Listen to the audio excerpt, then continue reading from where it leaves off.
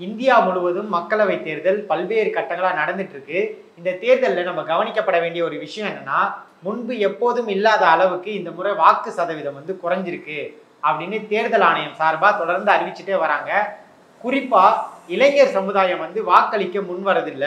அவங்க வாக்கு செலுத்துறத ஒரு பெரிய வேலையா நினைக்கிறாங்க.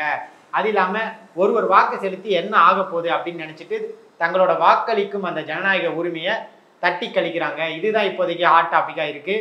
இதுக்கு நடுவுல தமிழ்நாட்டில் கடந்த ஏப்ரல் 19ஆம் தேதி நடந்த தேர்தலில் சென்னையில 92 வயது நிரம்பிய ரங்கமணி அம்மாள் அப்படின்ற ஒருத்தங்க தன்னோட வாக்கை அதுவும் வாக்குச்சாவடியிலே செலுத்தியிருந்தாங்க. அவங்களுக்கு தபால் ஓட்டு பதிவு செய்யக்கூடிய உரிமை இருந்தாலும் நான் வாக்குச்சாவடிக்கு சென்று தான் என்னோட ஜனநாயக கடமையை ஆற்றுவேன் அப்படின்னு ரொம்ப பெருமிதத்தோட அவங்க வாக்கை செலுத்தியிருந்தாங்க. 1952ல் 21வது வயதுல தன்னோட முதல் வாக்கை செலுத்தினாங்க.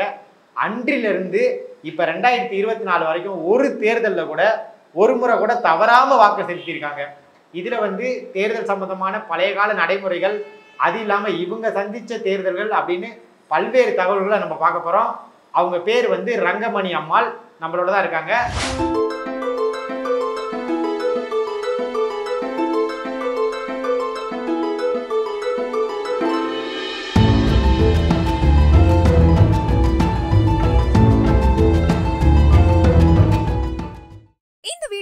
உங்களுக்கு வழங்குபவர்கள் Paysys Pay, secure digital payments with multiple features and great success rate.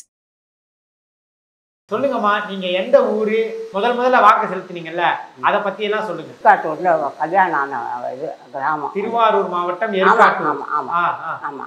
முன்ன தஞ்சை மாவட்டமா இருந்தது. அப்போ தஞ்சாவூர் ஒருங்கிணைந்த தஞ்சை மாவட்டம். ஆமா, தஞ்சை மாவட்டமா இருந்தது. அதுக்கப்புறம் இங்க மாற்றி திருவாரூர் மாவட்டம் ஆயிடுச்சு. இப்போ அந்த அப்போ இருந்த போட்டுக்குன்னு அப்போ எங்களுக்கு சாப்பிட்றது தான். எங்கள் வீட்டிலேருந்து 10-15 அடி போனால் பள்ளிக்கூடம்.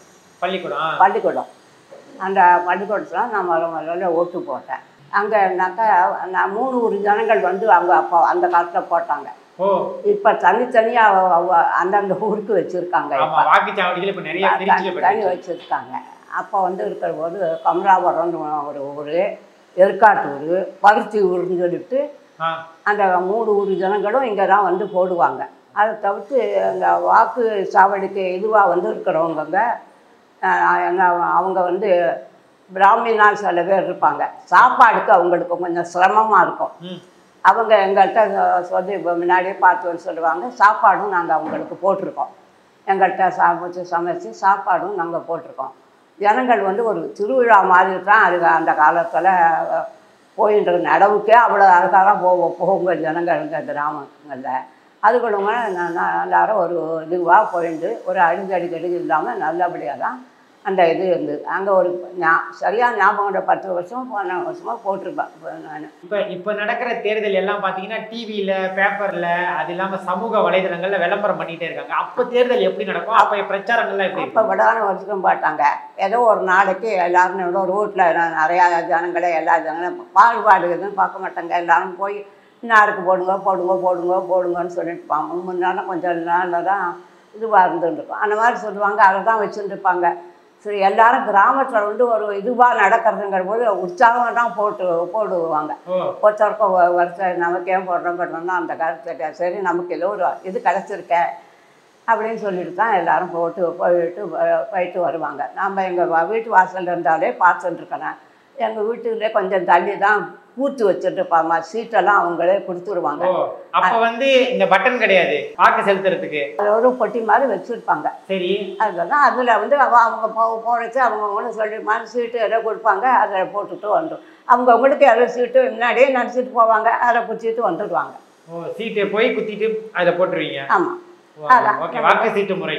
ஆமாம். முதல் முறையாக நீங்கள் 21 வயதில் போய் வாக்கு செலுத்துறீங்க. அப்போ உங்களுக்கு எப்படி இருந்தது ஒரு உணர்வு? அது அந்த உணவு இப்போ சொல்ல முடியாது. அப்போ நம்ம புதுசாக நம்ம போடுறோன்னு இருக்கும். சிறு வயசு அதை ஞாபகம் ஏதோ ஓட்டு போடுறோம் ஞாபகம் அவ்வளோக்கு இருக்காது. சரி, எல்லாருக்கும் ஓட்டு போடுறான்னா தான் நாங்களும் ஓட்டுக்கிறேன். எங்கள் அப்பா பிரசிடெண்ட்டாக இருப்பார். அங்கே எங்கள் ஒரு அண்ணா போஸ்டே இருந்திருந்தாங்க.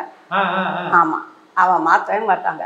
ஒரே வருஷம்தான் இன்னும் 4 பேர் வந்தபோது ஒரு இதுவாக இருந்தது.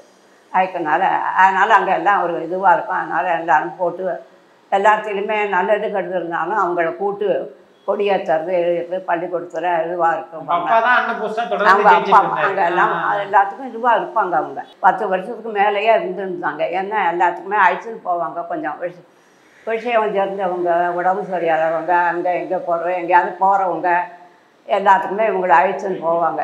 இவங்களும் ஆர்வமாக செய்வாங்க. அடுத்தவங்களுக்கு உபகாரம் செய்கிறதுக்கு நல்ல இதுவாக இருப்பாங்க. 1952 நீங்க முதல் தடவை வந்து வாக்கு செலுத்தினீங்க. இப்ப 2024 நீங்க வாக்கு செலுத்திருக்கீங்க. இதுக்கு நடுவுல ஒரு தடவை கூட நீங்க வாக்கு செலுத்த தவறவே இல்லையே, அது எப்படி? அது இல்லை, அங்கே இருக்கிற வழியே உள்ளூர்லேயே இருக்கிறவனே அதுக்கு தவறதுக்கு நமக்கு வழியில் ஏற்றாப்பில் தான் நமக்கு போய் வாக்கு செலுத்திட்டீங்க. சார் தான் சரி வந்துட்டோம். அதுக்கப்புறம் நாங்கள் கொஞ்சம் 10-12 வருஷத்துக்கு மேலே ஜாதியம் வரலாம் மாறி வந்துருந்துட்ட போது பெருங்கருத்தூரில் வந்து அங்கே அவங்களும் இறந்து போயிட்டாங்க. அப்புறம் பெருங்கருத்து எங்கள் பொண்ணுக்கு உடம்பு சரியாகலன்னு அங்கே வந்து இருந்தேன். அந்த ஊர்லேயே கொஞ்சம் நாள் போட்டிருக்கேன். உங்க கணவர் வந்து ஒரு வாக்கு வித்தியாசத்துல ஒரு முறை தோற்றுட்டாரு. அந்த முறை நீங்க வந்து உங்க மகளை அழைச்சிட்டு போல அப்படின்னு சொல்றாங்களே, அந்த ஞாபகத்தை பத்தி சொல்லுங்க. அதுன்னா அவங்க குழந்தைங்கன்னு வாண்டாமே ஒரு இந்த மனசில் எடுத்துருக்கோம். அதனால் 2 குழந்தைகளை அவங்க விட்டுட்டு நாங்கள் போயிட்டோம். போயிட்டு வந்து ஒரு ஓட்டு வைக்கணும் போது ஒரு ஓட்டு வித்தியாசத்தில் அவங்களுக்கு இது கிடைக்காம போயிடுச்சு. அதனால் அது கஷ்டமாக தான். அப்போ நாங்கள் இதுவாக இருந்திருந்ததுனால இல்லையேன்னு இருக்குது. அதுவும் இப்போ எல்லாம் தோற்றமேன்னு இருக்கும். பழைய வாழ்க்கையை நினைக்கிற போது இப்போ அது ரொம்ப வருஷம் ஆயிடுச்சா, அதுவும் கொஞ்சம் கொஞ்சம் எங்கேயோ இருந்துருக்கு. அவ்வளோதான். அதனால் ஒரு ஓட்டு போடுறது தான் அவசியம். நமக்கு நம்ம உரிமை கொடுத்துருக்காங்க கவர்மெண்ட்டில், அதை நம்ம செலுத்திக்கணும். நம்மளோட கடமையை நம்ம செஞ்சுக்கணும். நம்மளால் முடிகிற வரலையும் முடியலைன்னா அது வேறு இது. அதனால் இப்போ முடியாட்டா கூட வந்து வீட்டிலே வந்து எடுத்துன்னு போகிறாங்க. கண்டிப்பாக எல்லோரும் ஓட்டு போட்டு அவசியம் போடணும். பேப்பர்னா படிக்கிறதுனா கொஞ்சம் ஆசை. குழந்தைங்க படிக்க மாட்டேன், எல்லாமே பார்ப்பேன். அரசியல்னால் கொஞ்சம் பார்த்துப்பேன். பேச போடுறாதான் நான். ஏன்னா என்னை கூட எல்லோரும் பரியாசம் பண்ணுவாங்க. இப்போ அரசியல் நின்று மந்திரி ஆக போகிறா, பேப்பரை பார்க்கணுங்கிறான்னு பரியாசம் பண்ணுவாங்க, கிண்டல் பண்ணுவாங்க. ஆமாம், மந்திரி ஆக போகிற பேப்பர் பார்க்கணும். கிராமத்தில் இப்போ ஜாஸ்தி யாரும் பேப்பர் வாங்க மாட்டாங்க. பல இளைஞர்கள் வந்து வாக்கு செலுத்த வர மாட்டாங்க. அதை எப்படி நீங்க இத்தனை வருஷம் தொடர்ந்து வாக்கு செலுத்திருக்கீங்களா, நீங்க அவங்களுக்கு ஒரு அறிவுரை சொல்லுங்க. எல்லாரும் கண்டிப்பா வாக்கு செலுத்தணுமா எப்படி? அம்மா வாக்கு செலுத்தினா தான் நான் ஆட்சிக்கு வருவேனோ, பெருங்காட்சியை நல்லவங்களுக்காக பார்த்து அவங்களுக்கு என்ன பிடிச்சதோ அடுத்தவங்க சொல்கிறத பிடிச்சிக்கூடாது. நமக்கு என்ன தோன்றதோ அதை தான் நம்ம போடணும். வேறு யாருக்கும் இனிமேல் போடக்கூடாது. நமக்கு பிடிச்சது நல்லவங்களாக சேர்ந்து நம்ம பார்க்கணும். 10 பேர் சொல்கிறத வச்சுருந்து நம்ம பார்க்க முடியாது. நமக்குன்னு ஒரு இது வச்சுருக்கணும்.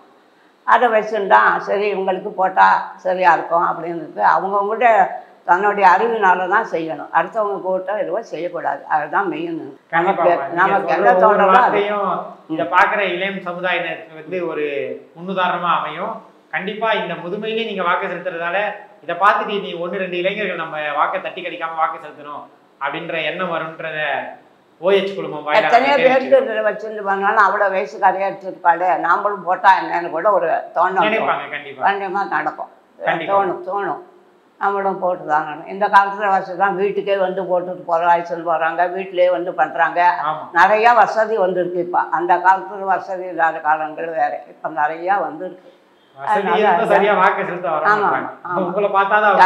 இந்த வருஷத்தில் ரொம்ப பாதியோட ஒரு ஊர் பூராவே போடாமல் இருக்காங்கன்னு பேப்பரில் வருது. ஒரே ஊர் போகலாம் பேப்பரில் வருது. இப்போ யாரோ ஒருத்தர் கூட ஓட்டு போட்ட மறுநாளே இறந்து விட்டாராம். பேப்பரில் பார்த்தேன். வாக்கு செலுத்திட்டு வந்துட்டு மறுநாள் இறந்துட்டாருன்னு போட்டிருந்தாங்க. வெயிலின் தாக்கம் அப்படின்னு அதனால் போட்டிருக்காங்க. அவருக்கு அவங்களுக்கு எவ்வளோ ஆசமாக சந்தோஷமாக போட்டு வருவோன்னு தான் நினச்சிருப்பாரு. அவர் இப்போ ஜெயிச்சாலும் ஜெயிச்சிருப்பாரு.